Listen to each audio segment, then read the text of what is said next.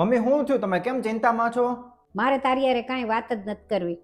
અરે મમ્મી શું થયું એ કયો ને ભાઈ, કેમ વાત નથી કરવી? તું પૂછેસ ને એટલે કહું છું. મેં તારી વહુ પાસે 25,000 રૂપિયા માંગ્યા હતા. મારે જાવું છે જાત્રા કરવા, તો એણે મને ના પાડી દીધી. તો તમારા બે પાસે હું મારી હાટું પૈસા જ નથી? એવું કીધું? મનીષા અહીંયા આવતો. શું છે? તે શું કીધું મમ્મીને? અરે શું કહું ભાવિન તમને, એને છે ને ફરવા જવું છે ને ઈ તે 25,000 રૂપિયા જોવે છે. અને એવી તો કઈ જગ્યા છે કે ત્યાં 25,000 રૂપિયા જોવે? અને આ ઉંમરમાં તે ફરવા જાય ઈ કેવું લાગે?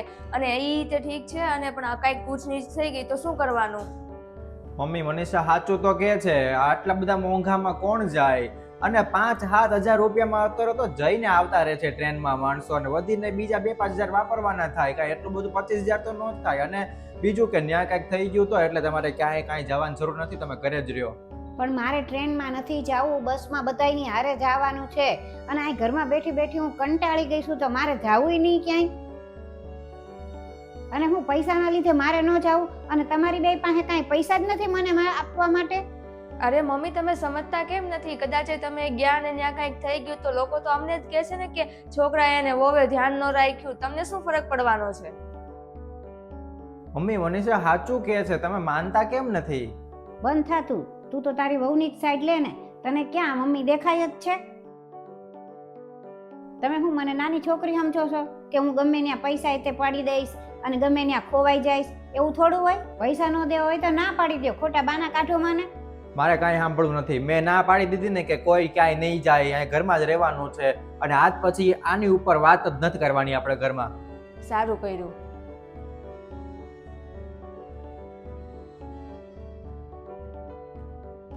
ભાવિન, પૈસાની વ્યવસ્થા મેં કરી લીધી છે, અને મેં નક્કી કરી જ લીધું છે કે હું જઈશ જ તે તીર્થયાત્રા ઉપર.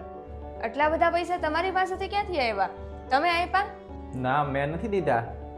મેં આ પૈસા કોઈ પાસેથી નથી લીધા. આ મારા પોતાના જ છે. જ્યારે તારા પપ્પા જીવતા હતા ને ત્યારે એ મને થોડાક રોજ આપતા હતા.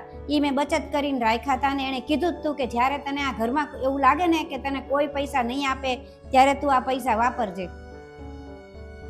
અને તમારા બેયના કાલના વર્તન ઉપરથી મને મનમાં થઈ જ ગયું છે કે આ ઘરમાં હવે મારું કોઈ નથી. નથી મારી વહુ કે નથી મારો દીકરો. અરે મમ્મી, એવું કાંઈ નથી. વહુ દીકરો બેય તમારા જ છે. અને હું તો એમ કહું છું ખાલી કે તમે જે આ ખર્ચો કરો છો ને એ ખોટો ખર્ચો કરો છો. અને એના બદલે આપણે આ જે છોકરો છે ને એની આપણે ફી ભરી દઈએ. કાલે એની ફી ભરવાની જ છે, તો આ પૈસા એમાં ભરી દઈએ તો? તમારા છોકરાની ફી તમે ભરો. આ તો મારા પૈસા છે. મને જ્યાં મન થશે ને ત્યાં હું વાપરીશ. આખી જિંદગી મેં મારા માટે કાંઈ નથી કર્યું ને હજી સુધી હું તમારું જ સાંભળું? હવે તો હું મારું મન થશે એમ જ કરીશ. મમ્મી, આ શું બોલો છો? ચિંટુ તે તમારો જ છોકરો છે ને, તો એનું સારું થશે તમે ફીસ ભરશો તો.